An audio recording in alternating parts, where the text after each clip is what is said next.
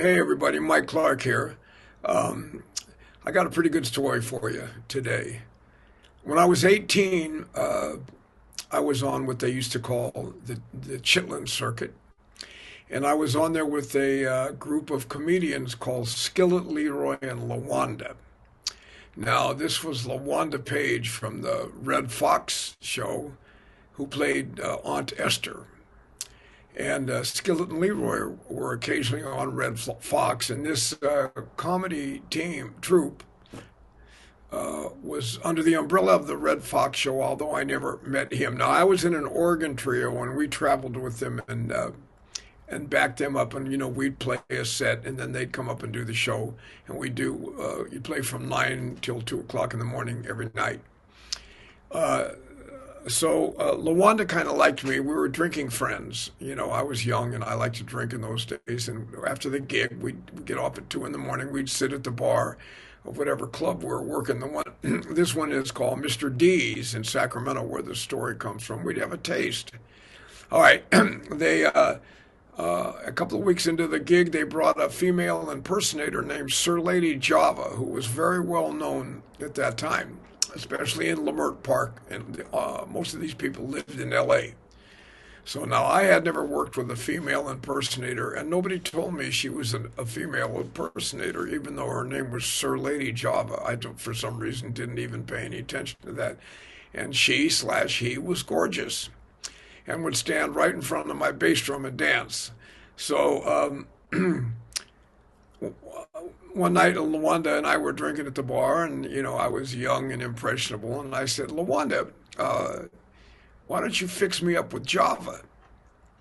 And she said, and LaWanda says to me, now I'm going to try to say it the way she did it, as I remember. I'm not being disrespectful, but you can't really tell this story without trying to say it the way she did, because that's part of the story. She said, Michael, you ain't want none of that, son. That's a dude. And I was incensed. That's not a dude. I was just a kid. I was green. I didn't know. She was like, think about it, Michael. Sir Lady Java. I'm like, oh man, she's a dude. She's a dude. So anyway, heartbroken, crestfallen though I was. So anyway, we kept doing the show, of course, and we had quite a bit of work lined up. So they had some Sam and Dave kind of singer come on board for a while, some guy that sort of sang that style. Otis Redding, Sam and Dave, whatever was popular. And so they brought in, it was organ, sax, and drums, and they brought in another trumpet player. Now, this guy had just gotten out of Quentin he was paroled for murder. And this dude was like about 6'5" and must have weighed, who knows, 250 pounds or something, a big man, a young guy.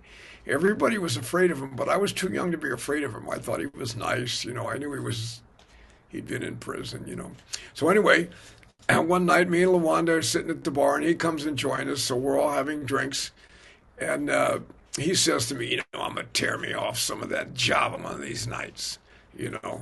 And so I'm going to show him that I know the ropes. So I'm going to speak to him the same way that LaWanda spoke to me. And I said, bruh, you ain't want none of that. That's a dude. And he says, I don't give a fuck what that motherfucker is. I'm going to knock that shit out. I was like, oh my God. I immediately became square. I was like, oh my God. I didn't know what went on in prisons. Nobody told me that shit. You know what I mean? So anyway, that's my LaWanda Page story. So that ought to get it. Thanks for allowing me to share it with you.